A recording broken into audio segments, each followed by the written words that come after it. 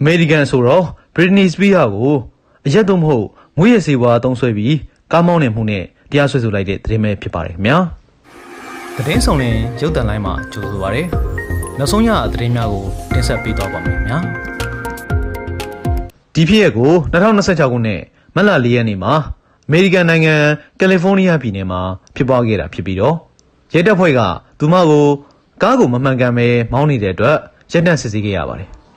စစ်ဆေးမှုအတွင်းမှာတော့အရက်နဲ့မွေးရစေသုံးစွဲထားတဲ့လက္ခဏာတွေတွေ့ရှိခဲ့တာကြောင့်အဖမ်းခံခဲ့ရတယ်ဖြစ်ပါတယ်နောက်ပိုင်းမှာတော့သူမကိုအသေးစားပြစ်မှုအဖြစ်တရားစွဲဆိုထားပြီးမေလ4ရက်နေ့မှာတရားရုံးတက်ရောက်ရမယ်လို့သတင်းရရှိပါတယ်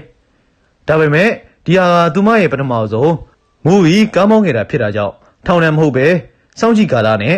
DUI တင်တဲ့တက်ရောက်ကြခြင်းနဲ့ငွေဒဏ်တွေပေးရနိုင်ပါတယ်အရေးကြီးတာကတော့အဖမ်းခံရပြီးနောက်မှာ Britney Spears ကိုယ်တိုင်ပြန်လည်ကုသရေးစင်တာကိုဝင်ရောက်ခဲ့ပြီးတော့သူမရဲ့ကျန်းမာရေးနဲ့ဘဝကိုပြန်လည်ညှိနှိုင်းမှုစူးစမ်းနေတယ်လို့လည်းသိရပါတယ်ခင်ဗျာ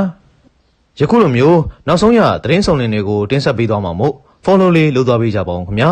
အားလုံးကိုကျေးဇူးများကြီးတင်ပါတယ်ခင်ဗျာ